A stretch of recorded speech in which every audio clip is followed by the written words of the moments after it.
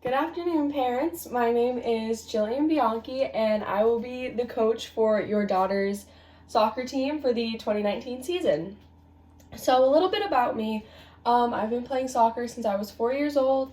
I went to University of Connecticut on a soccer scholarship, and we had the opportunity of winning 3 national championships while I was there. Over the last 5 years, I've been a coach at Stanford University in California, but my husband Rogelio and I decided that it was time for me to come home back to DC for us to raise a family, and I still wanted to keep in touch with coaching and everything, so I'll be coaching at American High School for as long as I can. So my coaching philosophy and what my basis for coaching really is based off of 2 main characteristics, which are just sheer passion for the sport and a dedication to teaching. It doesn't matter whether your player is a first-year player or been a starting varsity player. Sharing the passion for the sport is what's really going to make them develop the same passion and give them the same motivation to play the sport. As well as passion, dedication to teaching shows a coach's commitment to the team, which is what I hope to show to all of the girls. And the commitment to the team and to the sport itself will really help the other girls develop the same sort of dedication, and that'll really help them grow on and off the field. So just going through the basics, what each player will need is the uniforms that are provided by the school, which are the blue and white jerseys and the blue and white shorts. As a parent, you'll need to get your student the white soccer socks and a pair of royal blue soccer socks just to match the uniforms. Soccer cleats are also necessary, as well as shin guards. It doesn't matter what brand or what type, as long as the athlete feels comfortable and they fit properly. And you will also need a size 5 soccer ball. It's all pretty basic things for a player, and if they've been playing before, then I'm sure they have most of the same materials already. So just some rules for the team. I have a pretty strict practice policy. You're always able to miss practice for a school or a family issue. Anything academic or anything has to do with your family or like a serious issue, as long as you contact me in advance, just at least before practice starts. But if your student does not come to practice on time or comes without an excuse as to why they're late or as to why they didn't show up, they're not going to be able to participate in the next game. I also have some pretty strict rules when it comes to behavior.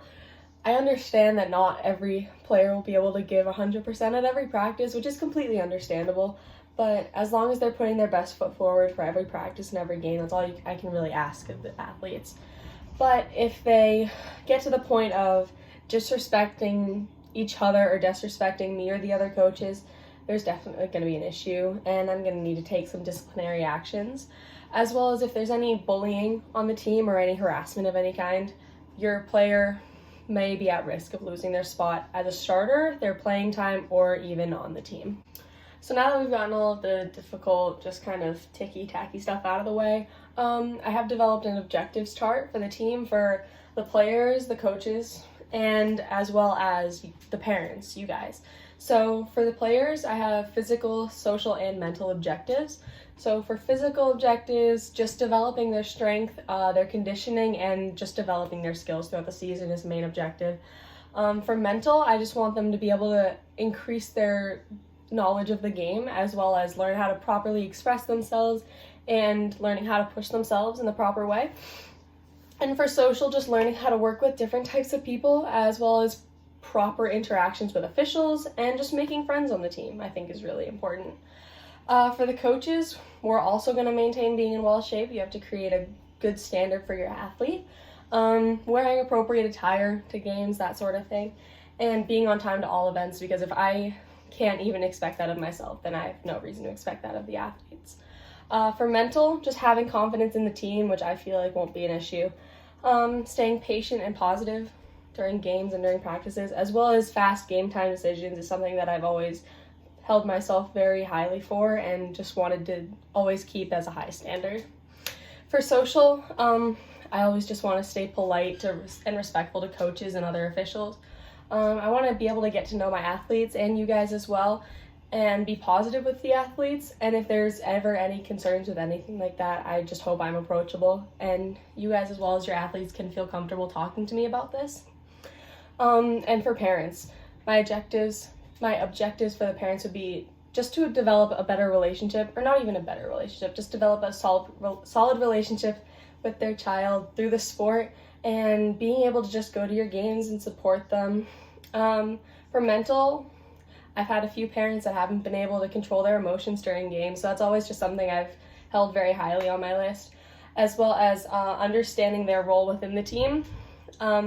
Social, past few teams that I've coached, we've had a big thing with parents organizing tailgates and just becoming friends with the other parents, which is something that I find very important, just because you're going to be with each other a lot.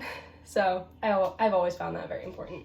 Having objectives and for your role on the team, whether you're a parent, a player, or even a coach, having objectives is always a way to just grow as a person and be able to put your best foot forth in participation on the team.